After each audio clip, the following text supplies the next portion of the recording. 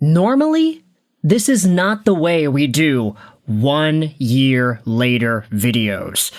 This format is usually reserved for prospects who get drafted and for us to talk about these prospects a year after getting selected. But this time, we are doing 1 year later in a different way.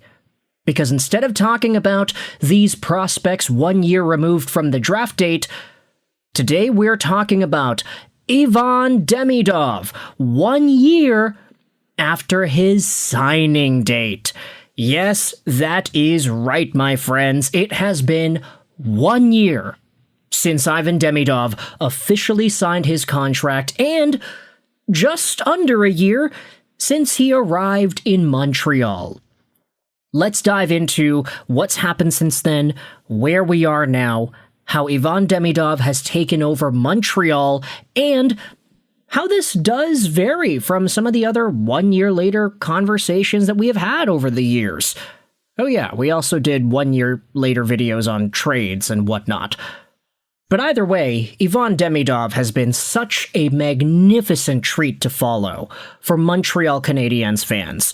From the time he was selected by Celine Dion in the 2024 NHL Entry Draft in the Sphere, he was a superstar. And a lot of that had to do with the fact that Demidov was a projected top-of-the-line prospect. He was ranked as high as number 2 by a whole bunch of outlets, and the fact that he slipped all the way to number 5 because he had some pretty big swings taken in that 2024 draft. Beckett Seneca went 3rd overall to Anaheim, and Caden Lindstrom went to Columbus. Artyom Levshunov went number 2 to Chicago. But either way, that's neither here nor there. That's a 2 years later kind of thing. 1 year after Ivan Demidov had his record-breaking KHL season as a junior player, scoring 49 points in 65 games, Demidov wrapped up his very first Montreal Canadiens stint with a 2-point game against the Chicago Blackhawks and 2 points in 5 games against the Capitals in the playoffs. And right now, in his rookie season, Demidov has 61 points in 78 games played. Do the math over 82, Demidov is on pace for 64 points. He's got 18 goals right now. The math says he gets about 1 more. Honestly, it's kind of interesting. Ivan Demidov has 18 goals in 78 games. From the way this guy can fire the puck on net, on that right side in the same way that a Kucherov or an Ovechkin can, you would probably assume he has more than just 18 goals, but hey, he's got the rest of his entire gosh darn career to figure that out and to potentially get up to 20, 25, 30 even goals a season, maybe 40, if he really wants to go out there and match that Nikita Kucherov route. But going back 1 year ago, to when Demidov ended up signing his contract with the Montreal Canadiens, okay, this actually was a troll. He did not end up signing a 2-year contract extension with SKA. I'm pretty sure that was an April Fool's joke. Yeah, okay, my bad. He didn't end up doing that. Man, the thumbnail is so funny too. Oh yeah, he's got that money with SKA St. Petersburg. Let's find the actual conversation that we had about him signing. There we go. He officially joins the Habs and leaves SKA. That was a year ago. The problem with Demidov in the KHL was that they didn't use him all too much. You see, he had 49 points in 65 games and was the best player on his team, but Roman Rottenberg just didn't really give the guy any proper treatment. And that's not new for KHL superstars to be, who happen to be 18 years old and younger in that league, because we always see KHL teams, quote-unquote, punish these younger guys, because there always is that underlying expectation that they're not going to stick around in the KHL for too long. They're going to the NHL the second they have the opportunity to do so. So for SKA St. Petersburg, it's oh, well, you just gotta leave. So why would we go out there and give you the proper development that you need so that you can be the best version of yourself in the NHL? We don't want to be an NHL development league. We want to go out there and win our games and do what we need to do and have our players play for our squad and dedicate themselves to our squad.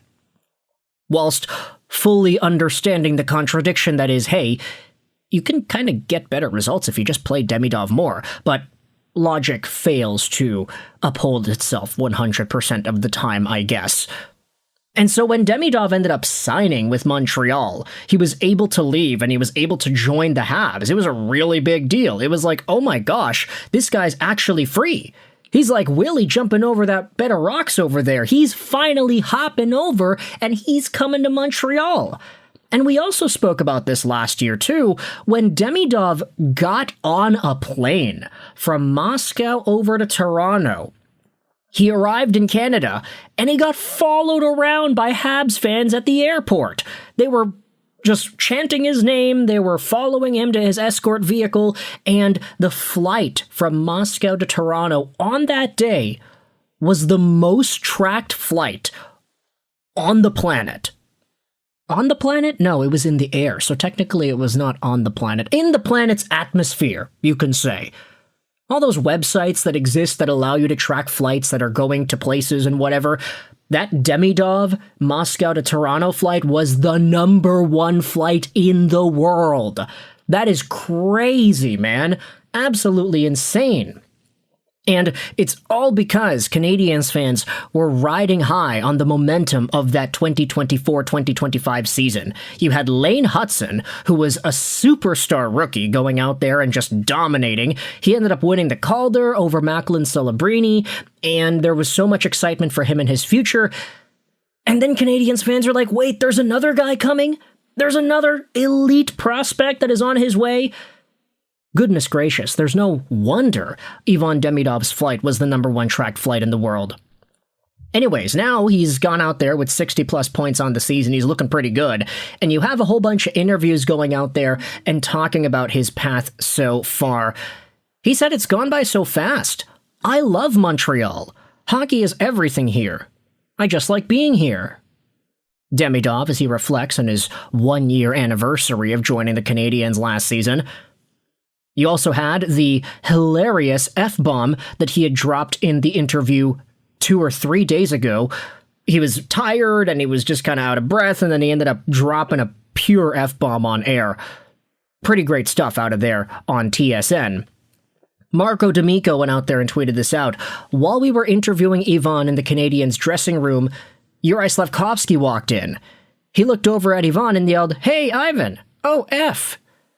So, clearly, the Montreal Canadiens got a kick out of the Demidov interview foul as well. And this, of course, was a pretty viral moment. I do think a lot of Canadiens fans and media are going to have a lot of fun with that over the next little while. Demidov's only 20 years old, and what I've learned from watching some of these guys, in my mind, my automatic jumping point is to Vasily Podkolzin.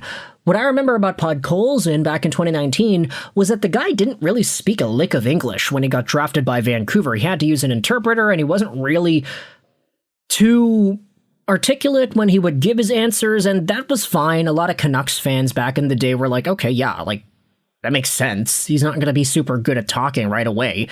But over the years, like, Podkolzin started to just get the hang of English really quickly, and he ended up helping Andrei Kuzmenko with some translation stuff when Kuzi made his way over to Vancouver in 2023. So it was quick.